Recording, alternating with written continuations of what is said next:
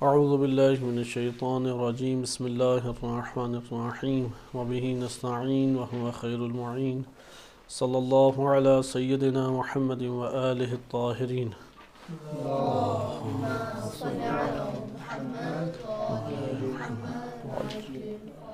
سورہ یونس آیت نمبر 109 ارشاد باری تعالی ہوتا ہے وَاتَّبِعْ مَا يُوحَى إِلَيْكَ وَاصْبِرْ حَتَّى يَحْكُمَ اللَّهُ وَهُوَ خَيْرُ الْحَاكِمِينَ۔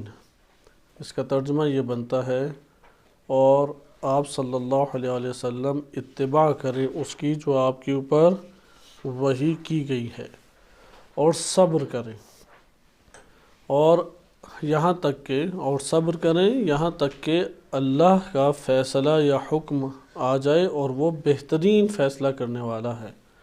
یہ آیت کریمہ مکی آیت ہے اور مکہ مکرمہ میں مسلمانوں پہ بالخصوص نبی صلی اللہ علیہ وسلم کے اوپر شدید وقت تھا۔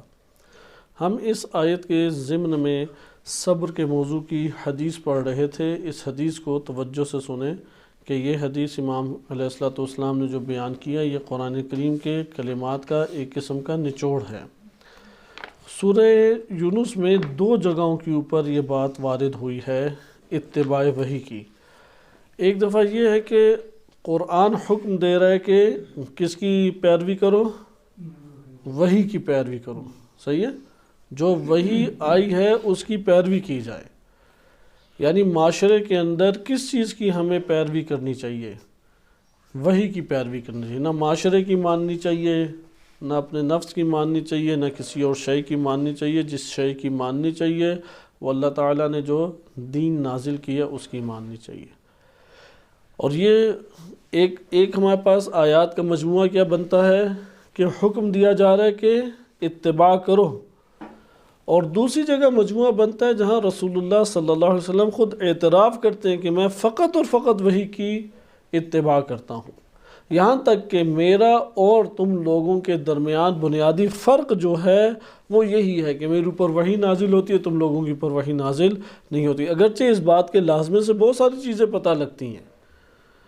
لیکن آپ سورہ یونس میں دیکھیں، سورہ یونس آیت نمبر 15 میں ارشاد باری تعالی ہوتا ہے کہ آپ یہ آیت حفظ بھی کر چکے ہیں وَإِذَا تُتْلَى عَلَيْهِمْ آيَاتُنَا بَيِّنَاتٍ، اور جب ان کے اوپر ہماری واضح آیات، بینات، روشن آیات تلاوت کی جاتی ہیں قَالَ الَّذِينَ لَا يَرْجُونَ لِقَاءَنَا، وہ لوگ جو ہم سے ملاقات کی کوئی توقع نہیں رکھتے، کوئی امیدیں نہیں رکھتے کہ ہم سے ملاقات کریں، وہ کیا آ کے کہتے تھے ائت بقرآن غیر ھذا، اے رسول آپ یہی قرآن جو ہے اپنے پاس، یعنی اگر آپ نے قرآن ہی ہمیں دینا ہے تو ائت بقرآن، ایک نیا قرآن لے کے آئیں جو اس قرآن جیسا نہ ہو۔ یہاں پہ سوال پیدا ہوتا ہے اس بات کا مطلب کیا ہے؟ ائت بقرآن غیر ھذا، اس کا کیا مطلب بنتا ہے؟ اگر سوچیں ائت بقرآن غیر ھذا کا مطلب کیا بنتا ہے کہ ایک قرآن لے کے آئیں، جو معاشرہ ہے نا نبی صلی اللہ علیہ وسلم سے کہتا تھا آپ قرآن ہی لائیں، لیکن یہ والا قرآن نہ ہو جو ابھی آپ پڑھتے ہیں۔ کیوں؟ ہاں اس بنیادی نقطہ ہے، آپ ابھی جو قرآن لے کے آئیں یہ تو پورا معاشرے کے خلاف ہے۔ آپ وہ قرآن لے کے آئیں جو ہمارے معاشرے سے سازگار ہو، معاشرے کے عین مطابق ہو، لہٰذا یہ والا قرآن نہ لے کے آئیں جو ابھی لے کے آئے ہیں۔ اس میں تو ہمارے بتوں کا انکار ہے، اس میں تو ہمارے رسم و رواج کا انکار ہے، اس میں تو ہمارے پورے معاشرے کا انکار ہے۔ پھر کہتے تھے اچھا یہ آپ کے لیے ممکن نہیں ہے، آپ ایسا کریں کہ قرآن یہی رکھیں او بدل ہو، لیکن اس کی معنی تبدیل کر کے بیان کریں، مہربانی فرمائیں اس طرح سے بیان کریں جو معاشرے سے سازگار ہو۔ اب آپ نے دیکھا کہ عموماً جب ایک مولانا صاحب یا کوئی اہل ممبر کے اوپر جاتا ہے تو معاشرہ اس سے کیا تقاضا کرتا ہے؟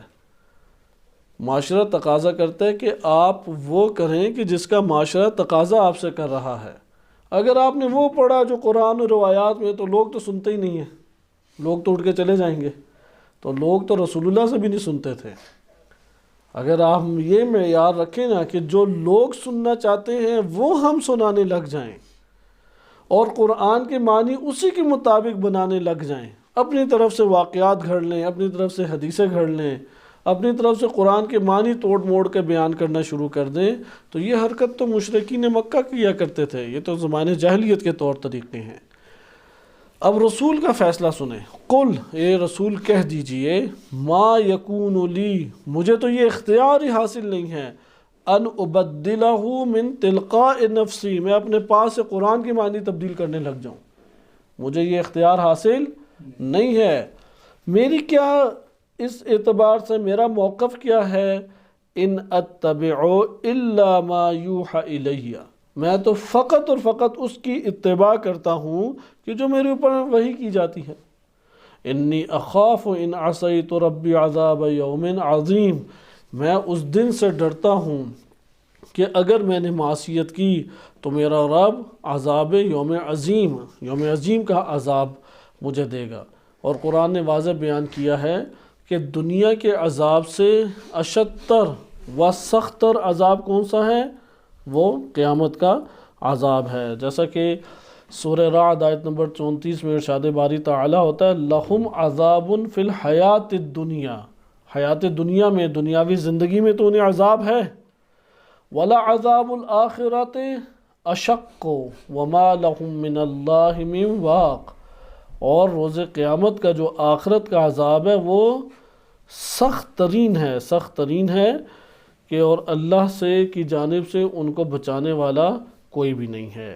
یہ آپ نے ملاحظہ کیا کہ اب ہم بقیہ اس موضوع کی آیات کو ترک کرتے ہیں کہ جو اس سے مربوط ہیں، کہ ایک ہمارے پاس مجموعہ آتا ہے کہ نبی صلی اللہ علیہ وسلم کے توسط سے ہمیں حکم دیا جا رہا ہے کہ آپ وحی کی اتباع کریں، دوسری طرف سے رسول صلی اللہ علیہ وسلم خود یہ اعتراف کر رہے ہیں کہ میں فقط اور فقط کس کی اتباع کرتا ہوں، جو میرے اوپر وحی نازل ہوتی ہے۔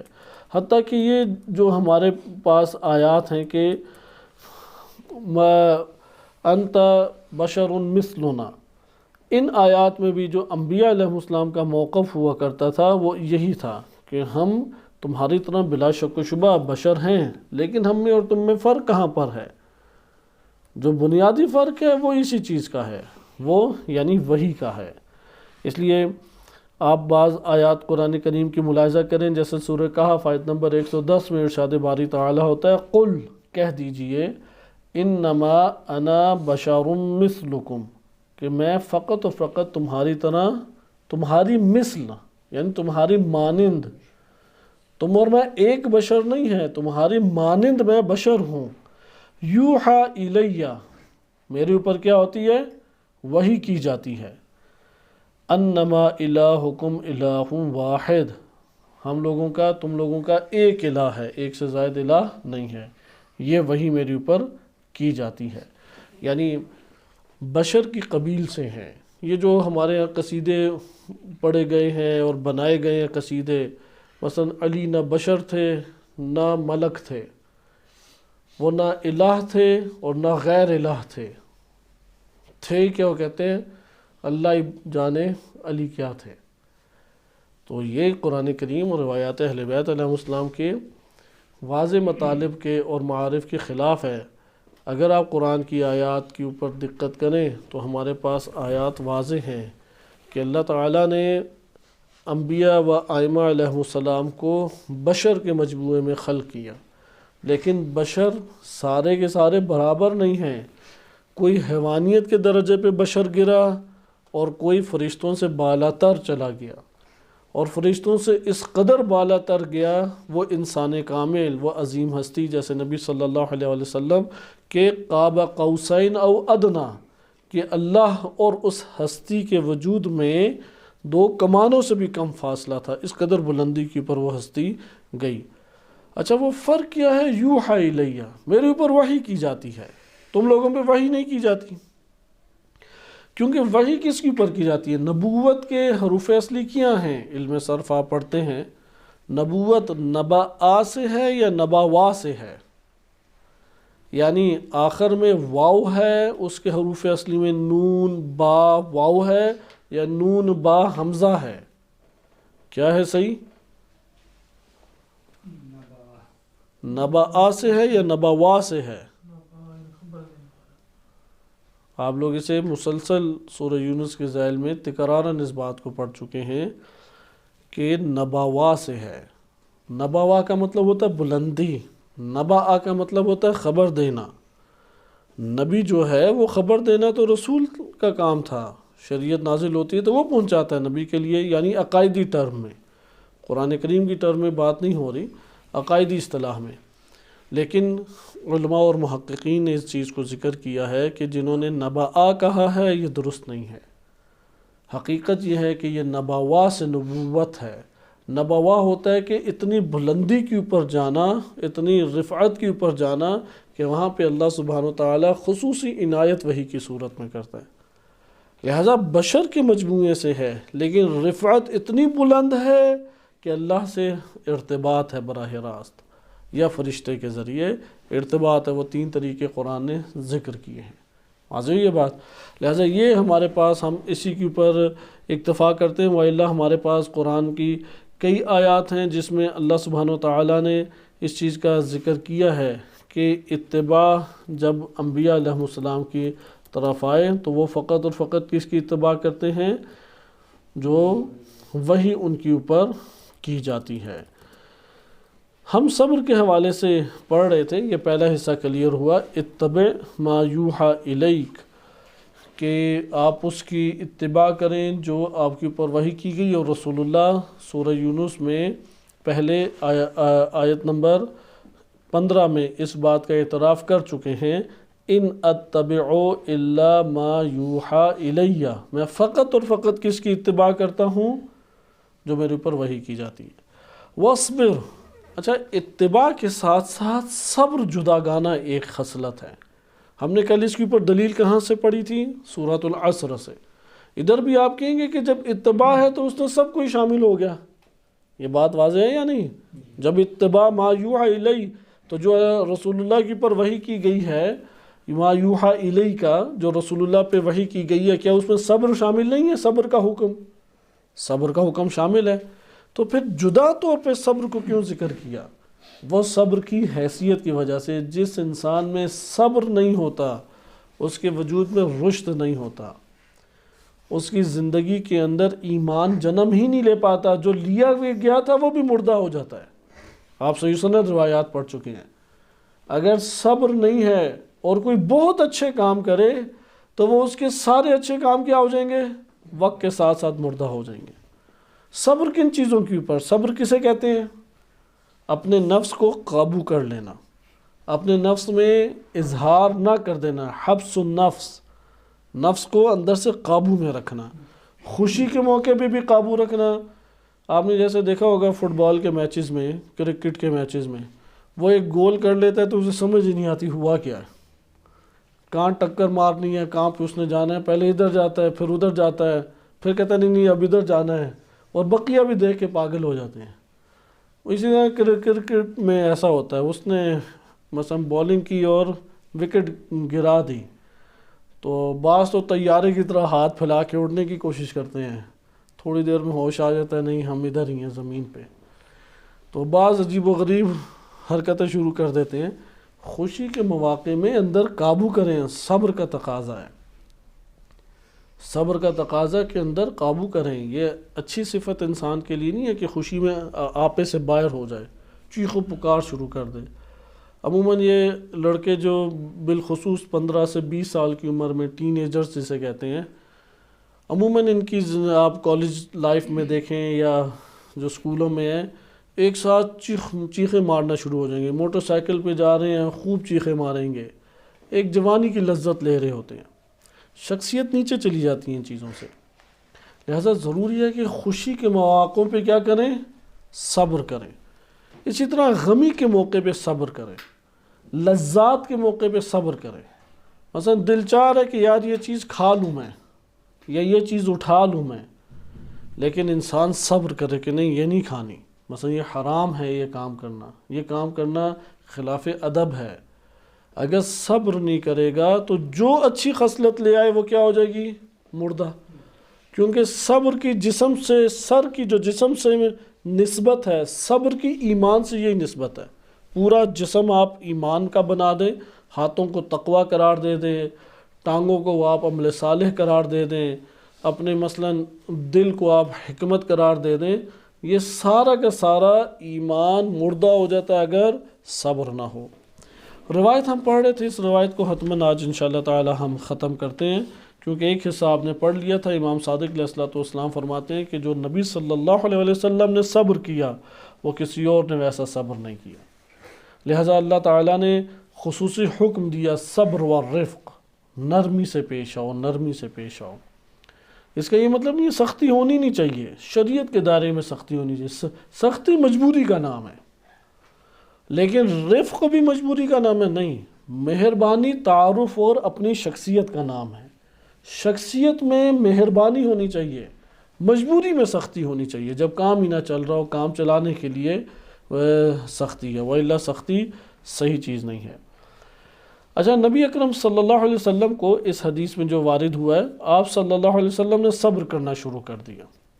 فَصَبَرَ رَسُولُ اللَّهِ حَتَّى نَالُوهُ بِالْعَظَائِمِ، نبی اکرم صلی اللہ علیہ وسلم نے صبر کو دونوں ہاتھوں سے گویا کہ تھام لیا، اور ان کی تمام ناگواریوں کے اوپر صبر کرتے، یہاں تک کہ انہوں نے بڑے بڑے طریقوں سے انہیں گالم گلوچ کرنا شروع کر دیا، یعنی گالیاں دینا شروع کر دی نبی اکرم صلی اللہ علیہ وآلہ وسلم کو، یعنی تانے دینا شروع کر دیے۔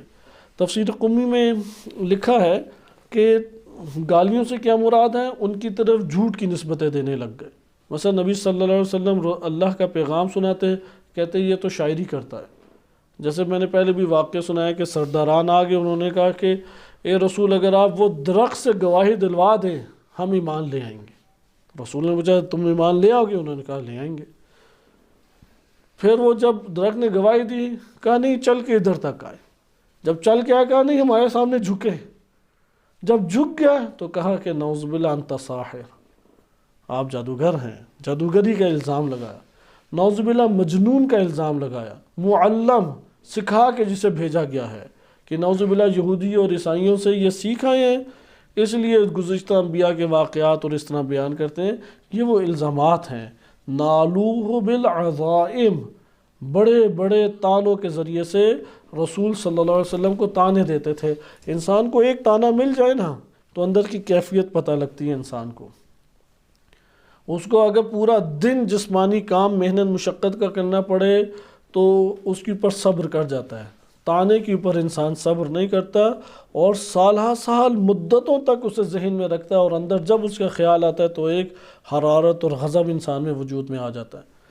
جب یہ والی صورت ہوئی وَرَمَاوْهُ بِهَا، اور اسی سے انہوں نے مختلف قسم کے تانے دیے، فَضَاقَ صَدْرُهُ، تو نبی صلی اللہ علیہ وسلم کا دل انتہائی تنگ ہو گیا اس سے، یعنی اذیت سے انتہائی اندر سے نا جکڑا جاتا ہے انسان پہ دو حالتیں طاری ہوتی ہیں، آپ اپنے وجود پہ غور و فکر کریں۔ بعض اوقات انسان کا دل اندر سے بہت تنگ ہو جاتا ہے، بعض اوقات کشادہ ہوتا ہے، اس کو آپ اس طرح بھی کہہ سکتے ہیں، بعض اوقات صبح اٹھتا ہے تو اندر سے انسان خوش ہے، کیوں خوش ہے یہ وجہ نہیں پتہ، اندر سے خوشی کا احساس انسان کو ہوتا ہے، سب سے خوش اخلاقی سے مل رہا ہے، ملاقات کر رہا ہے، یہ طبع انسانی ہے۔ اور بعض اوقات ایسا ہوتا ہے کہ غمگین ہے، کیوں اداس ہے، کیوں غمگین ہے، کوئی وجہ نہیں ہے پیچھے، کوئی اسے درد نہیں ہے، کوئی اس کا نقصان نہیں ہوا، کسی نے برا بھلا نہیں کہا۔ اس لیے انسانوں کے پھر اسی مزاج کی اس کیفیت کی وجہ سے اظہارات بھی مختلف ہوتے ہیں۔ جس دن خوش ہوتے ہیں سب سے بڑے اچھے طریقے سے ملیں گے، جس دن غمگین ہوتے ہیں سب سے اکھڑے ہوئے لہجے میں ملیں گے۔ تو انسان کو اپنی طبیعت جاننی چاہیے تاکہ انسان اس اعتبار سے اپنے اندر کنٹرول کرے کہ جب اندر سے غمگین ہے یا افسردہ ہے تو تب بھی لوگوں سے اچھے اخلاق سے ملے، اور اندر سے خوش ہے تب بھی لوگوں سے اچھے اخلاق سے ملے۔ فَضَاقَ صَدْرُهُ، رسول اللہ صلی اللہ علیہ وسلم کا دل اندر سے تنگ ہو گیا۔ فَأَنزَلَ اللَّهُ عَزَّ وَجَلَّ، اللہ عز و جل نے پھر یہ آیت قرآن کریم کی نازل فرمائی، سورہ حجر آیت نمبر 97-98۔ ارشاد باری تعالیٰ ہوتا ہے وَلَقَدْ نَعْلَمُ، ہمیں معلوم ہے، أَنَّكَ يَضِيقُ صَدْرُكَ بِمَا يَقُولُونَ، یہ جو لوگ تانے دیتے ہیں باتیں کرتے ہیں اس سے آپ کا اندر سے دل تنگ ہو گیا ہے۔ فَسَبِّحْ بِحَمْدِ رَبِّكَ، اپنے رب کی حمد کے ساتھ تسبیح کیجئے، وَكُن مِّنَ السَّاجِدِينَ اور ساجدین میں سے ہو جائیں۔ یہ حل ہے، جب دل تنگ ہو تو یہ نسخہ ہے جو قرآن کریم دے رہا ہے، فَسَبِّحْ بِحَمْدِ رَبِّكَ وَكُن مِّنَ السَّاجِدِينَ۔ اب نبی اکرم صلی اللہ علیہ وسلم نے جب دل تنگ ہوتا ہے اس عمل کو انجام دیتے، پھر کیا ہوا؟ یعنی صبر کیا۔ ثُمَّ كَذَّبُوهُ وَرَمَوْهُ، اب انہوں نے نبی اکرم صلی اللہ علیہ وسلم کی نبوت کی تکذیب شروع کر دی اور ان کی شخصیت کو اور زیادہ برا بھلا کہنا شروع کر دیا۔ فَحَزِنَ ذَلِكَ لِذَلِكَ، اس سے حضرت صلی اللہ علیہ وسلم اور محزون ہو گئے۔ فَأَنزَلَ اللَّهُ عَزَّ وَجَلَّ، پھر اللہ عز و جل کی طرف سے یہ آیت نازل ہوئی، قَدْ نَعْلَمْ إِنَّهُ لَيَحْزُنُكَ الَّذِي يَقُولُونَ، ہمیں معلوم ہے کہ آپ بہت غمزدہ ہیں، بہت حزین ہیں، محزون ہیں ان لوگوں کی باتوں کے اوپر۔ فَإِنَّهُمْ لَا يُكَذِّبُونَكَ وَلَكِنَّ الظَّالِمِينَ بِآيَاتِ اللَّهِ يَجْحَدُونَ، یہ آپ لوگ آپ کی تکذیب نہیں کر رہے، حقیقت میں کیا کر رہے ہیں؟ یہ وہ ظالمین ہیں جو اللہ کی آیات کا انکار کر رہے ہیں، جانتے بوجھتے ہوئے اللہ کی آیات کا انکار کر رہے ہیں۔ وَلَقَدْ كُذِّبَتْ رُسُلٌ مِّن قَبْلِكَ، اے رسول آپ سے پہلے بھی جو رسول گزرے ہیں ان کی بھی اسی طرح تکذیب کی گئی، انہیں بھی جھٹلایا گیا۔ فَصَبَرُوا عَلَى مَا كُذِّبُوا، تو اس تکذیب کے اوپر ان سب رسولوں نے کیا کیا؟ صبر کیا۔ وَأُوذُوا، پھر انہیں اذیتیں دی گئیں، تکلیفیں دی گئیں۔ حَتَّى أَتَاهُمْ نَصْرُنَا، یہاں تک کہ ہماری مدد آ پہنچی، پھر یہ مسئلہ حل ہو جاتا ہے۔ جب اللہ کی مدد آ پہنچتی ہے تو پھر کیا ہوتا ہے؟ اذا جاء نصر اللہ والفتح ورأيت الناس يدخلون في دین اللہ افواجا، پھر لوگ گروہ در گروہ، جماعت در جماعت داخل ہو جاتے ہیں۔ فَأَلْزَمَ النَّبِيُّ نَفْسَهُ صَبْرًا، جب یہ آیات نازل ہوئیں کہ پہلے وہ جب دل تنگ ہوتا تھا پھر انتہائی غم زدہ رہتے تھے، تو صبر کو انہوں نے پکڑ لیا مضبوطی سے کہ اب میں نے صبر ہی کرنا ہے۔ فَأَلْزَمَ النَّبِيُّ نَفْسَهُ صَبْرًا فَتَعَدَّوْا، پھر اور تجاوز کر گئے، اور تجاوز کر گئے۔ فَذَكَرُوا اللَّهَ تَبَارَكَ وَتَعَالَى وَكَذَّبُوهُ، انہوں نے اللہ تبارک و تعالی اس کی تکذیب، اللہ کا انکار شروع کر دیا، اللہ کو نعوذ باللہ برا بھلا کہنا شروع کر دیا۔ یہاں پہ رسول اللہ نے پھر اللہ کی بارگاہ میں شکوہ کیا اور کہا قد صبرت فی نفسی و اہلی و عرضی، اے اللہ میں نے اپنی نفس کے اوپر جو تہمتیں لگائیں اس پر صبر کیا، میرے اہل و عیال اور خاندان پہ جو برا بھلا کہا اس پہ صبر کیا، میری عزت کو جو انہوں نے پامال کی اس پہ صبر کیا۔ ولا صبر لی علی ذکر الہی، اب میں اپنے الہ کے ذکر کے اوپر بھی صبر کروں یہ مجھ سے نہیں ہو سکے گا۔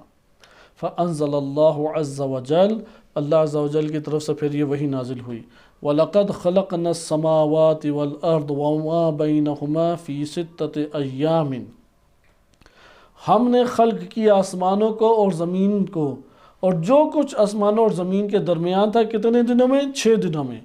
وَمَا مَسَّنَا مِن لُغُوبٍ، اور کسی قسم کی ہمیں تعب اور تھکاوٹ اٹھانے نہیں پڑی، یعنی آسمان ہے نا بہت سارے اور زمین ہے، اس کے اندر کتنی کہکشائیں ہیں، کتنی مخلوق ہے، اللہ نے یہ 6 دن میں جب خلق کیا تو اللہ کو تھکاوٹ ہوئی؟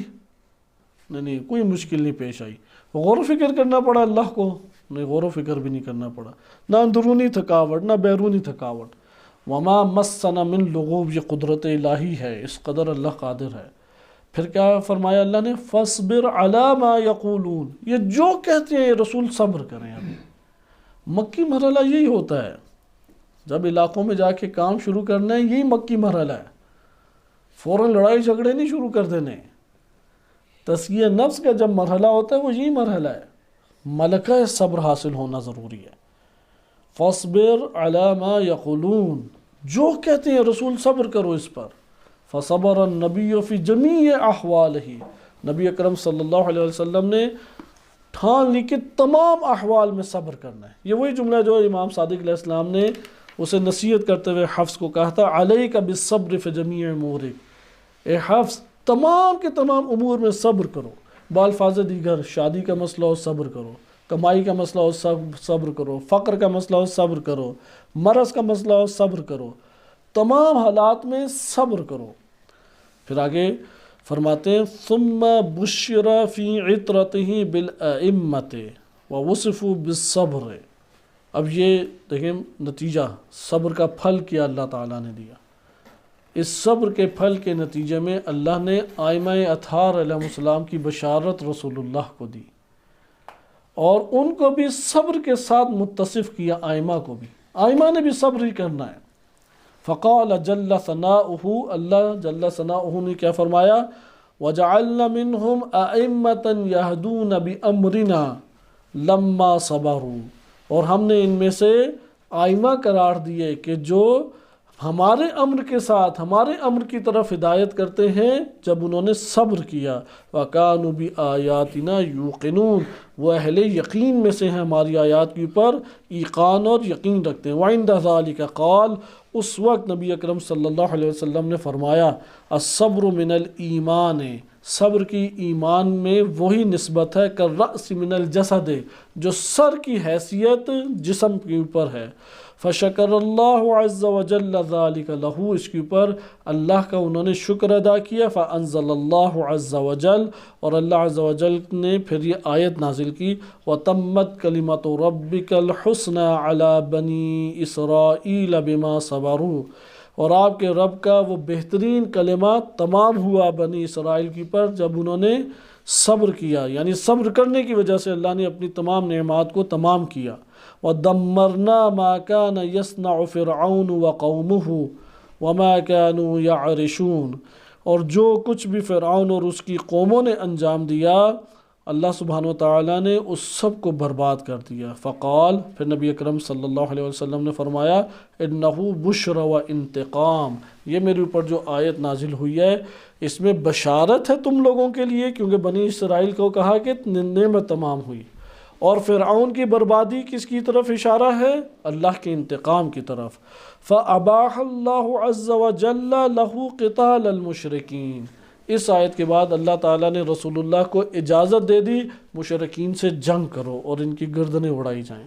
فَأَنزَلَ اللَّهُ، پھر اللہ نے یہ آیت نازل کی فَاقْتُلُوا الْمُشْرِكِينَ حَيْثُ وَجَدتُّمُوهُمْ، جہاں یہ مشرکین، یہ بدترین مخلوق مل جائے ان کو اے رسول اے مومنین قتل کر دیں۔ یہ آیت نبی صلی اللہ علیہ وسلم کے ساتھ مختص ہے، آج کوئی بہانہ بنا کے سب میں وہ قتل و غارت شروع نہ کر دے، اس کے اوپر فقہا نے بڑی بحث کی ہے۔ رسول اللہ صلی اللہ علیہ وسلم کی معیت میں جو مومنین سے ان کو یہ حکم دیا، یا امام معصوم کی معیت میں جو مومنین ہیں، امام اور رسول کے بغیر یہ حکم نہیں ہے۔